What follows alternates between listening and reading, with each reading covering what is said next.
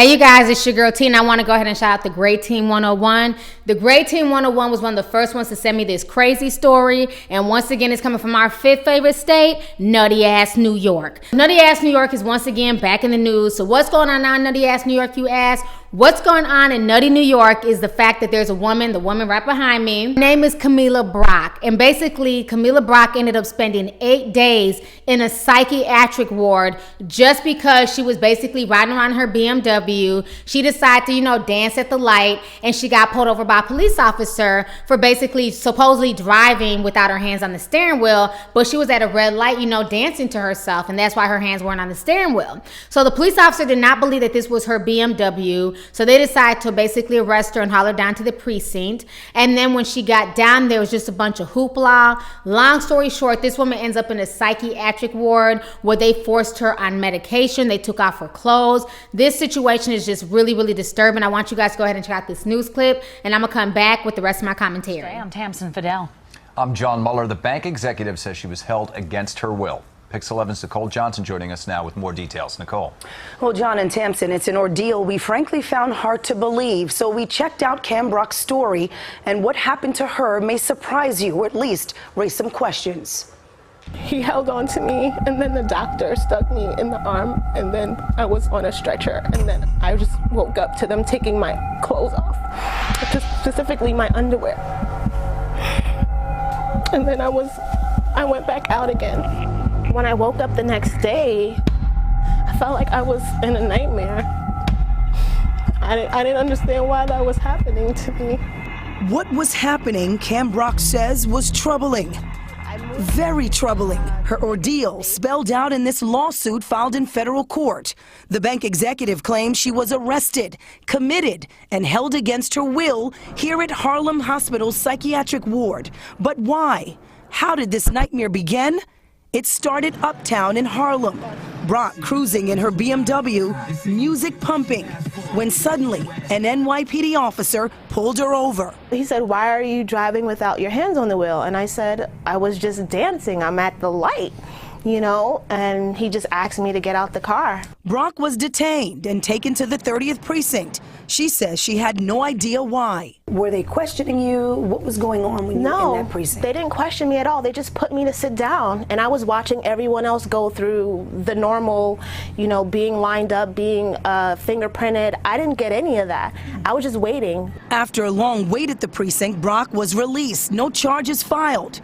But she was told to return the next day to pick up her car. That's when things took a dramatic turn. It started when she showed up here at this police substation instead of the precinct.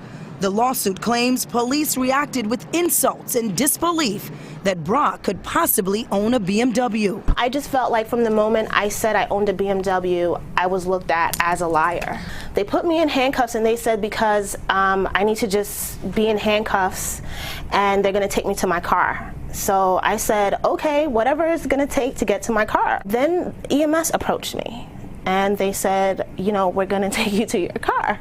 And I'm like, in the ambulance? I'm going to a car in the ambulance? I'm going to my car in an ambulance? I was just so confused. She took that ambulance to Harlem Hospital. You're in handcuffs? In handcuffs, in the emergency room. And then at that point, when I realized what was happening, Brock was committed to the psych ward at Harlem Hospital. They forced me to take medication. Pix 11 obtained Brock's hospital records from her attorney. The doctor's diagnosis: Brock suffered from bipolar disorder and psychotic behavior, a claim Brock's attorney disputes. She has absolutely no history of mental illness, okay? To brand her as being mentally ill for the sole reason that she claims to own a BMW, which she in fact owns. To claim that she's a businesswoman, a banker, which she is something that is absurd. That medication was lithium and powerful sedatives. Brock spent 8 days in the hospital and released.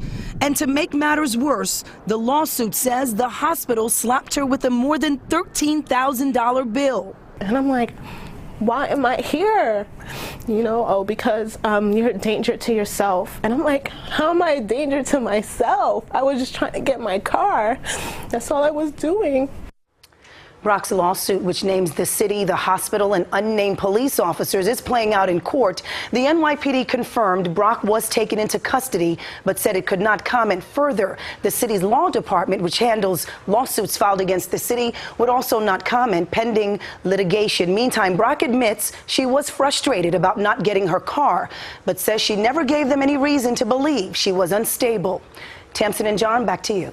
Just a really incredible story there, Nicole. I'm sure we'll hear more. Thank Right, so you. you guys just watched the news clip, and this is really, really disturbing to me. If this can happen to this woman, this can happen to anybody.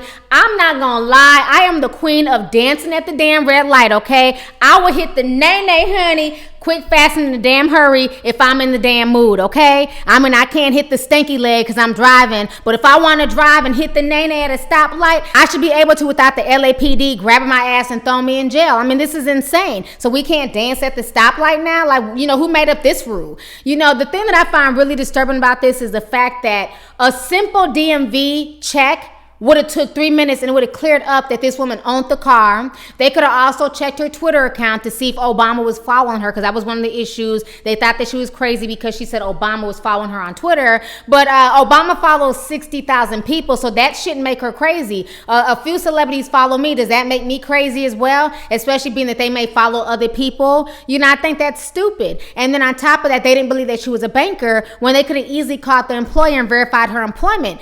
I don't understand how they went to this drastic step. I don't understand why they didn't call the DMV, why they didn't call her employer, why they didn't check her Twitter account, but yet instead they had no problem arresting her and throwing her into a psych ward, you know, for 8 days nonetheless, where they were, you know, basically forcing medication in her body. I mean, this is just really, really sad and sick. And I definitely feel like she has a good case. She does need to sue. And folks are saying that, you know, they hope that she bankrupts the police department. But the sad part is that it's not the police department paying the money. It's the taxpayers of Nutty, New York, who are going to be forced to pay for these bumbling cops and their mistake. You know, so that's the part that's just really unfortunate, is that the taxpayers get punished every time that there's a lawsuit because some cop decided to make a mistake. This woman had no business being arrested in the first place, let alone being detained, being arrested and thrown in a psychiatric ward. You know, this is just insane. And I feel like if she was not a black woman, if she was of another race, she would not have been treated this way. We're seeing more and more cases of this where black women are being arrested, thrown in jail, and they're dying. You know, thank God for her, she didn't die. We just had another case the other day where another woman was in police custody and she ended up dying, and they released like a 40-minute video,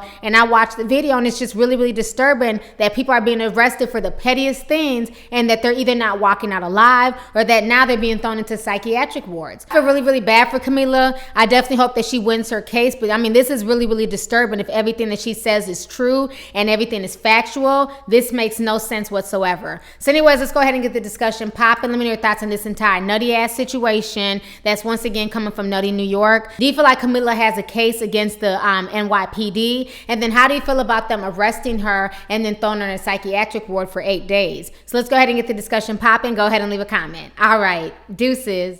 Hey you guys, it's your girl T, and you can show me some love by watching, rating, and subscribing to my videos.